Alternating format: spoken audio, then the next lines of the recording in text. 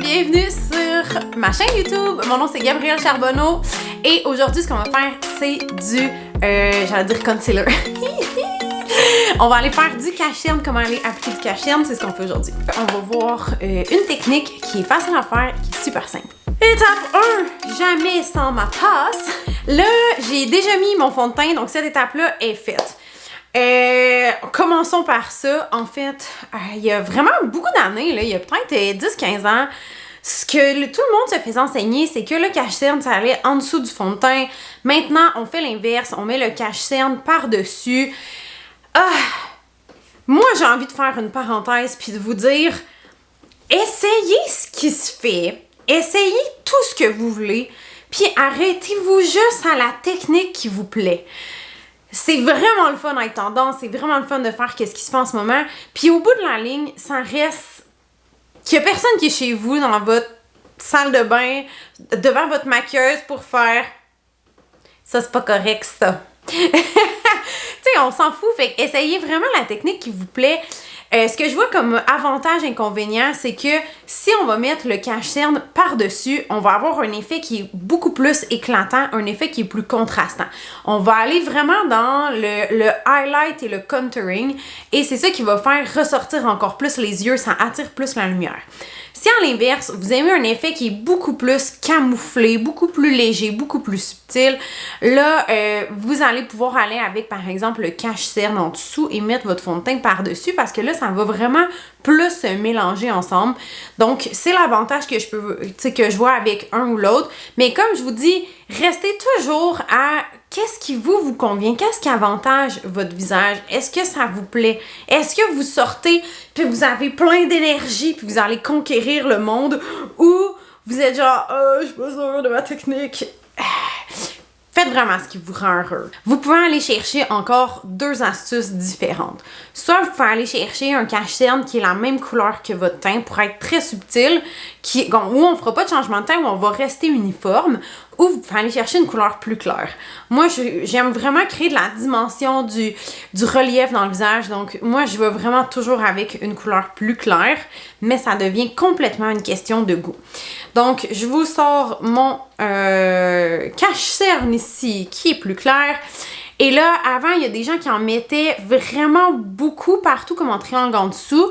Personnellement, moi, ce que j'aime pas de cette technique-là, c'est que c'est plus lourd sur le visage. Moi, j'avoue que j'aime des maquillages qui sont plus légers. Donc, j'aime ça, la nouvelle technique où on va mettre un peu de cache-cerne ici et un petit peu à la fin de l'œil parce qu'on a moins de produits. Donc, c'est simplement ça.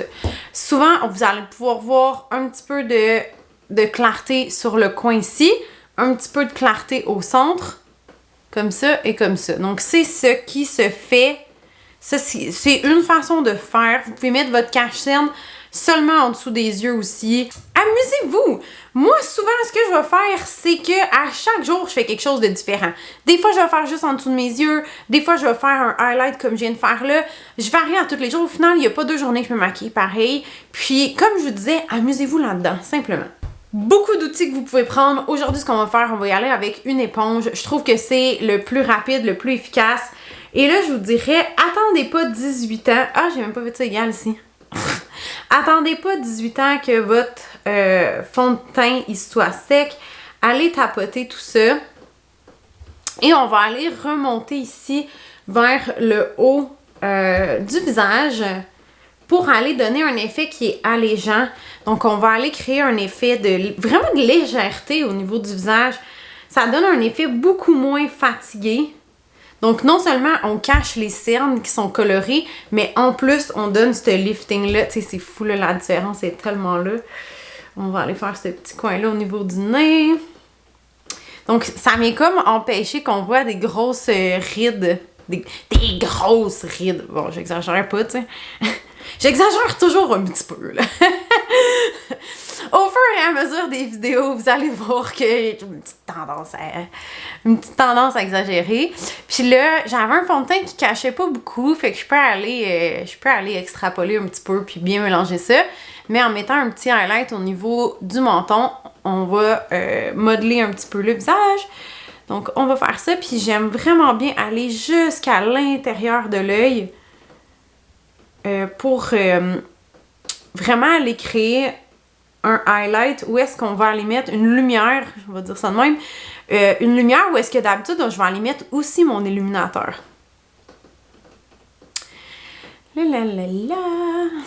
Fait que tu sais, c'est pas très long à faire, on tapote simplement. Avec un éponge, vous pouvez pas frotter avec un éponge, hein? C'est vraiment des petits coups, tac, tac, tac, tac, tac, tac, tac, tac, tac. Puis j'aime bien aller prendre une éponge qui est assez pointue parce que justement, pour le coin intérieur de l'œil, ça se fait bien. Des fois, il y en a pour le fond de teint, tu sais, qui sont plus plates, plus grosses, parce que là, on veut faire une plus grosse surface. Mais là, pour le cache-cerne, ça vaut la peine d'avoir quelque chose qui est un petit peu plus petit. Et on finit par le nez. Bon, je trouve que j'en ai trop mis. Quand j'en ai trop mis, tu sais, je vais aller chercher l'autre côté de ma brosse pour aller gérer ce que... Juste gérer ce qu'il y a à gérer. Bon, parfait. Fait que ça, c'est dans le très bien. Je peux aller en mettre aussi, des fois je vais aller en mettre aussi où est-ce que je vais aller mettre mon illuminateur. Donc souvent je vais aller en mettre aussi juste dans le bas du sourcil, fait que comme ça c'est déjà plus clair. Si vous aviez mis un cache-cerne qui était la même couleur de votre teint, là c'est pas pertinent d'aller en mettre là ou vraiment à l'intérieur de l'œil, à moins que vous aviez quelque chose à camoufler. Mais dans ce cas-ci, quand votre cache-cerne est plus clair, ça vaut la peine d'aller en mettre juste en dessous du sourcil, sur l'arche du sourcil. Pour aller bien fixer tout ça, vous pouvez laisser votre cache-cerne comme ça. Si vous voyez par exemple qu'il a tendance à fuir, ça bouge dans vos rides et dans vos ridules, à ce moment-là, ce que ça vous prend, c'est une poudre fixatrice comme ça. Et ça, je vous dirais, c'est un pinceau blush, mais j'aime vraiment ça l'utiliser. Ça vous prend un pinceau qui est très très doux. Ça pourrait très bien faire aussi de Real Technique.